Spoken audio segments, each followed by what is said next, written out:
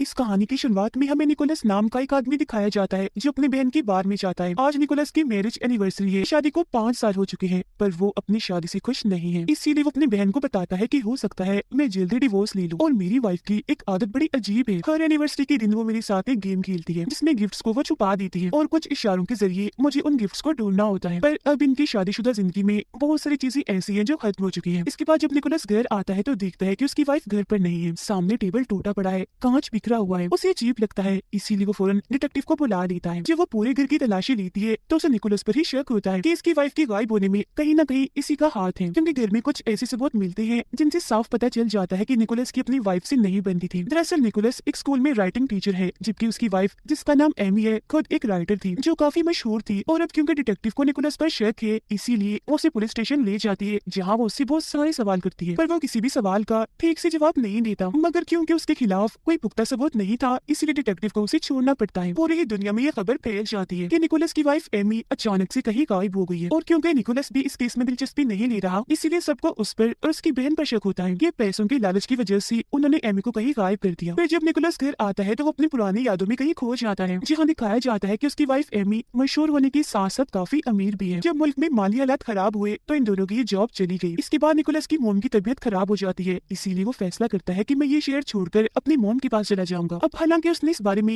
Amy से कोई मशवरा नहीं लिया था, उसकी मर्जी नहीं पूछी थी, पर फिर भी वो उसके साथ चली जाती है। पर कुछ दिन के बाद उसकी मोम की मौत हो जाती है, मगर अभी भी वो इधर ही रहता है, वापिस अपने घर नहीं जाता। निकोलस की आदत अब ऐसी हो गई थी कि उसका दिल ही नहीं करता था काम करने का, तो इसीलिए एमी ने उसके लिए एक बार खुलवा दिया जिसे वो अपनी बहन के साथ चलाया करता था। वो खुद काफी आलसी हो गया था, मेहनत से भागने लगा था, और तो और एमी के साथ उसके रिश्ते भी खराब होने लगे थे। उनकी काफी लड़ाई होती थी, उसे वो काफी मारता पीटता था। जिसके बाद निकोलस की एक स्कूल में राइटिंग टीचर की जॉब लग गई, जहाँ उसकी मुलाकात एक लड़की से होती है और बहुत ही जल्द इन दोनों के बीच ताल्लुक बनने लगता है। अब कहानी वापस मौजूदा वक्त में आती है, जहाँ डिटेक्टिव को निकोलस के घर पर खून के निशान दिखते हैं, जिस वजह से उसका शक निकोलस पर और भी पक्का हो जाता है। पर डिटेक्टिव को पड़ोस के लोगों से पता चलता है कि एमी खुद को निकोलस के साथ महफूज नहीं समझती थी और इसीलिए उसने एक गन भी खरीदी थी। फिर जब वो वॉशरूम में चेक करते हैं तो वहाँ उन्हें एमी के सैंपल मिलते हैं, जिन्हें वो लैब भिजवाते हैं। और जब उसकी रिपोर्ट आती है तो पता चलता है कि एमी का बच्चा होने वाला था। पर निकोलस को जब ये बात बताई जाती है तो वो साफ साफ मना कर देता है, कहता है कि उसका बच्चा नहीं हो सकता, क्योंकि मुमकिन ही नहीं, हमारे बीच ऐसा कोई रिश्ता नहीं। डिटेक्टिव को उस पर शक होता है, इसीलिए वो उसकी किसी भी बात का यकीन नहीं करती। और अब यहाँ उनकी पड़ोस की एक औरत आती है जिसका भी बच्चा होने वाला था। वो बताती है कि मैं एमी की बहुत अच्छी दोस्त हूँ, वो हमेशा से बच्चा पैदा करना चाहती थी, पर निकोलस ऐसा नहीं चाहता था, उसने एमी के साथ ऐसा कोई रिश्ता रखा ही नहीं। अब निकोलस को ये सुनकर उस औरत पर ही शक होता है, क्योंकि उसे यकीन था कि एमी अपने पड़ोस में किसी से भी इस तरह की बात नहीं कर सकती थी, न ही वो इनसे दोस्ती करना पसंद करती। ये बात वो डिटेक्टिव को भी बताता है, पर फिर भी उसे यकीन नहीं आता।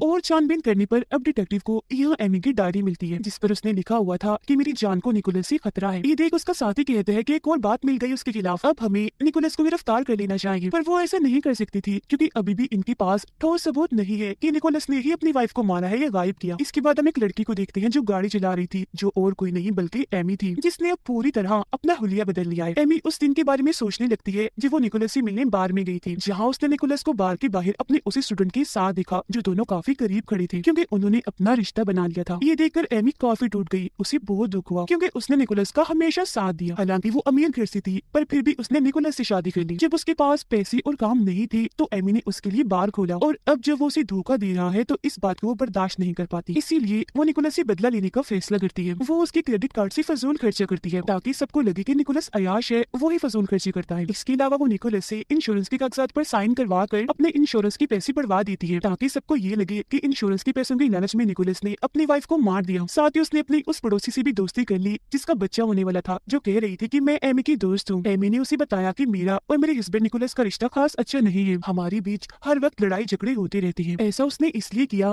ताकि वो अपनी पड़ोसी की हमदर्दी हासिल कर सके। इसके अलावा उसने वॉशरूम में जानबूझकर अपने सैंपल छोड़ दिए ताकि पुलिस को लगे कि क्योंकि एमी प्रेग्नेंट थी, उसका बच्चा होने वाला था, इसीलिए निकोलस ने उसे मार दिया। क्योंकि ऐसी औरत जिसका बच्चा होने वाला होता है, उसे मारने की सजा कड़ी से कड़ी होती है। वो अपने जिस्म से अपना खून भी निकालती है और उसे फर्श पर डालकर साफ करती है ताकि उसके निशान पुलिस को मिल जाए। अब वो हमेशा अपने हस्बैंड के साथ एनिवर्सरी के दिन गेम खेलती थी जिसमें कुछ इशारों के साथ निकोलस को गिफ्ट ढूंढनी होती थी, पर इस बार उसने गेम तो खेली मगर क्लोज इशारे उसके लिए नहीं बल्कि डिटेक्टिव के लिए छोड़े। अब वो अपने बहन के गिराज में जाता है और ये देखकर काफी हैरान रह जाता है कि किसी ने बहुत सारी चीजें खरीद कर यहाँ रखी हुई है क्योंकि ये उसके कार्ड से की गई शॉपिंग थी। ये उस सामान को चेक करती है तो पता चलता है कि फजूल सामान के साथ साथ यहाँ वो हथियार भी है जिससे एमी का खून हुआ है। ये देखकर उसकी बहन काफी घबरा जाती है क्योंकि निकोलस के साथ साथ वो भी इस केस में फंस सकती है, पर वो इन चीजों को ऐसे ही छोड़कर वहाँ से चला जाता है। मगर डिटेक्टिव जो हमेशा से उसका पीछा कर रही थी यहाँ वो अपने साथियों के साथ आती है और कत्ल वाला हथियार उन्हें मिल जाता है, जिसके बाद दोनों बहन भाइयों को गिरफ्तार कर लिया जाता है। पर कुछ वक्त के बाद निकोलस को जमानत मिल जाती है। वापस आकर वो काफी अच्छी लॉयर वकील से मिलता है और उसे सारी बात बता देता है। साथ में ये भी कहता है कि मेरी वाइफ एमी के साथ मुझे कभी भी महफूज सा महसूस नहीं हुआ, कहीं न कहीं उसका ज़हनी तवाज़ुन खराब था। इसके बाद निकोलस एमी के पहली दोस्त के पास जाता है जिस पर एमी ने इल्जाम लगाया था कि इसने मेरे साथ बदतमीजी की और जबरदस्ती के इल्जाम पर उसे गिरफ्तार भी करवाया था। उससे बात करने के बाद निकोलस को पता चल जाता है कि एमी मुझसे बदला ले रही है। उसने अपने दोस्त के साथ भी बिल्कुल ऐसा ही किया था और अब वो एमी की दूसरी दोस्त से मिलने जाता है जो बहुत ही अमीर होता है। ये अमीर दोस्त निकोलस से बात करने से मना कर देता है क्योंकि आज भी वो एमी से प्यार करता है। एमी को हम देखते हैं जब छोटे सी टाउन में रहती है। वो अपने पड़ोसियों के साथ जब बाहर थी तो तभी उसके पैसे गिर जाते हैं जो उसके पड़ोसी देख लेते हैं कि इसके पास इतने सारे पैसे हैं और फिर जैसे ही रात होती है वो उसके घर आकर उसके सारे पैसे लूट कर चले जाते हैं। अब उसके पास कोई पैसा नहीं था, इस बात से दुखी होकर वो रोने लगती है। इन हालात को देखते हुए वो अपने उसी अमीर दोस्त को कॉल करती है जो उसे आज भी प्यार करता है। वो उसे मिलने के लिए बुलाती है और जब वो आता है तो वो उसे बताती है कि निकोलस हमेशा मुझे मारता था, मुझ पर जुल्म किया करता था, मेरी जान को उसे खतरा था, इसलिए मैंने वो घर छोड़ दिया और अब मैं वहाँ वापस नहीं जाना चाहती। जिसके बाद उसका दोस्त उसे अपने घर में ले आता है और कहता है कि तुम कुछ टाइम यहाँ रह सकती हो, यहाँ पर कभी भी कोई नहीं आता।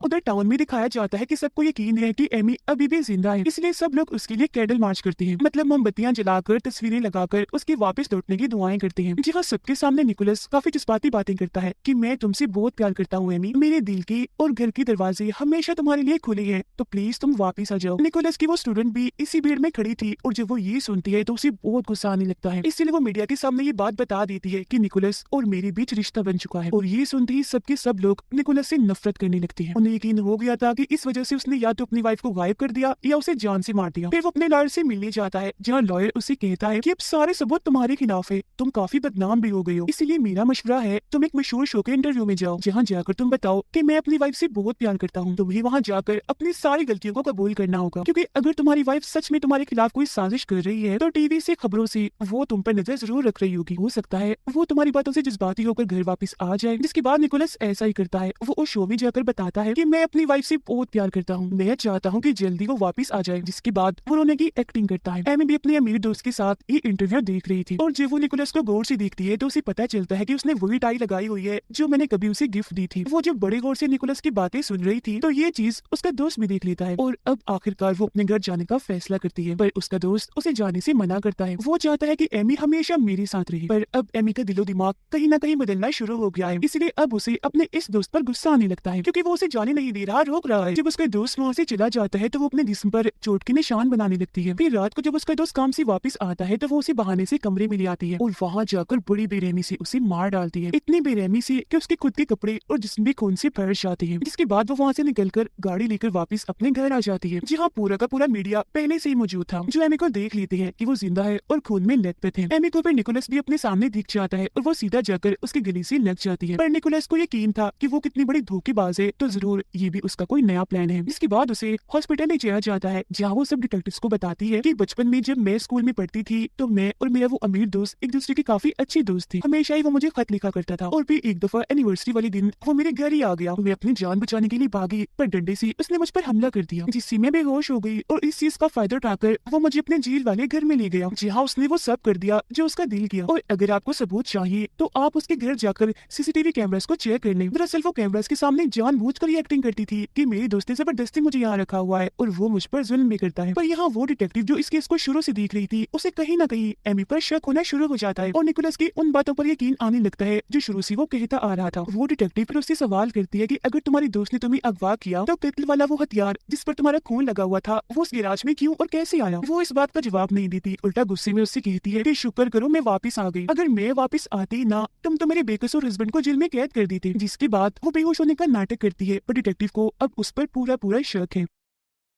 जिसके बाद निकोलस उसे अपने घर ले आता है और कहता है कि बस कर दो, अभी ड्रामा नाटक बंद करो, मुझे पता है कि तुम बिल्कुल ठीक हो और अपने अमीर दोस्त का कत्ल तुमने ही किया है। और वो इतनी चालाक थी कि पहले तो वो ये चेक करती है कि निकोलस के पास कोई रिकॉर्डर तो नहीं, ये मेरी बातें रिकॉर्ड तो नहीं कर रहा, जिसके बाद वो सारा सच बता देती है। पर इसका क्या फायदा था, क्योंकि निकोलस की बातों का किसने यकीन करना था, क्योंकि अब तो सब एमी के साथ थे। आगे वो बताती है कि जब मैंने तुम्हारा इंटरव्यू देखा तो मुझे यकीन हो गया कि तुम्हें मेरे लिए सबसे बेहतर हो और इसी वजह से मैं वापस आई हूँ। अब निकोलस अपने लॉयर और डिटेक्टिव से मिलकर ये सारी बातें उन्हें भी बता देता है, जिस पर डिटेक्टिव कहती है मेरे पास उसके खिलाफ कोई सबूत नहीं है, उसने अपना बचाव करने के लिए अपने दोस्त को मारा है, इसीलिए अगर ये बात सबके सामने लाई भी जाए तब भी उसे गिरफ्तार नहीं किया जाएगा। फिर रात को निकोलस जब अपने घर था तो एमी उसे अपने साथ ले जाती है और निकोलस को देखने से लग रहा था कि वो अब एमी से डरने लगा है। फिर अगली सुबह एक रिपोर्टर इनका इंटरव्यू लेने के लिए आने वाली थी, तो उसके आने से पहले एमी निकोलस को समझा देती है कि तुम्हें वो सारी बातें मान लेनी होंगी जो मैंने प्लान की थी, यानी कि क्रेडिट कार्ड से शॉपिंग तुमने की थी, तुमने मुझ पर हाथ भी उठाया था क्योंकि पहले हमारा रिश्ता ठीक नहीं था, पर अब सब ठीक हो गया है। पर वो ऐसा करने से साफ साफ मना कर देता है कि मैं तुम्हारे साथ रहना ही नहीं चाहता, तुमसे डिवोर्स चाहता हूँ। जिस पर एमी उससे कहती है कि मैं तुम्हारे बच्चे की माँ बनने वाली हूँ तो तुम मुझे नहीं छोड़ सकती। ये सुनकर निकोलस एकदम काफी हैरान रह जाता है, इसीलिए गुस्से में उसे कहता है कि ऐसा मुमकिन नहीं, हमारा वैसा कोई ताल्लुक नहीं था। जिस पर एमी कहती है कि मैंने उसके लिए भी प्लान कर लिया था, तुम्हें याद नहीं, पर मैंने वो रिश्ता बना लिया था तुम्हारे साथ, इसलिए अब मैं तुम्हारे बच्चे की माँ हूँ। ये सुनने के बाद निकोलस अपने कंट्रोल से बाहर हो जाता है, उसके पैरों से जमीन निकल जाती है, इसीलिए वो फिर से उसे मारने लगता है। कहता है मैं तुम्हारे साथ कभी नहीं रहूंगा, तुम ऐसी इतनी गिरी हुई हरकत कैसे कर सकती हो। जिस पर वो कहती है कि तुम्हें मेरे साथ रहना ही होगा क्योंकि पूरी दुनिया तुम्हारे खिलाफ है और कल को जब तुम्हारा बच्चा पैदा हो जाएगा तो उसके दिल में भी मैं तुम्हारे लिए नफरत डालूंगी। तो अब यहाँ पर निकोलस पूरी तरह से फंस जाता है क्योंकि उसे पता है कि वो बच्चा मेरी जिम्मेदारी है। तो अब आखिरकार मजबूरी में ही सही पर वो एमी के साथ रहने का फैसला करता है। जिसके बाद इनका इंटरव्यू होता है और ये दोनों ऐलान करते हैं कि बहुत जल्द हमारा बच्चा होने वाला है। दरअसल अब निकोलस ने हालात के साथ समझौता कर लिया था। तो कहानी में दिखाया गया है कि अगर कपल में से कोई भी धोखा दे तो उनकी जिंदगी कितने बुरे मोड़ पर आ जाती है, उन्हें न जाने किन किन हालात का सामना करना पड़ता है। जैसे कि निकोलस को हुआ क्योंकि वो अपनी वाइफ को धोखा दे रहा था जबकि वो तो उसके साथ इतनी अच्छी थी। और कपल में से दूसरे इंसान को भी चाहिए कि चीजों को अपने सर पर इतना हावी ना करे कि वो चीज आपको गलत रास्ते पर ले जाए, जैसे कि एमी ने किया। उसे चाहिए था कि वो अपने हस्बैंड से आराम से प्यार से बात करती तो तब शायद उसे ये सब ना दिखना पड़ता। उसने अपनी चालाकियों की वजह से कितने ही लोगों को धोखा दिया। इसीलिए हमें ये सबक मिलता है कि हमेशा अपने पार्टनर अपने साथी के साथ वफादार रहे और सिर्फ उसी की बनते रहे। इसी के साथ ही ये कहानी इधर ही खत्म हो जाती।